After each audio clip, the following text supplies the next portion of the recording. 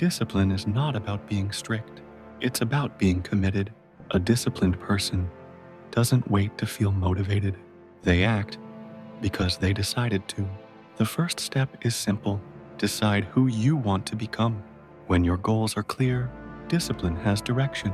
Start by controlling your daily habits. Wake up at the same time. Eat with awareness. Move your body, even for a few minutes. Discipline begins in small routines. Stop relying on mood. Your feelings change. Your purpose should not. Do the work, even when you feel tired. Especially when you feel tired. Remove distractions from your life. Not everything deserves your attention. Protect your focus like it matters, because it does. Learn to say no. No to laziness. No to excuses. No to people who drain your energy.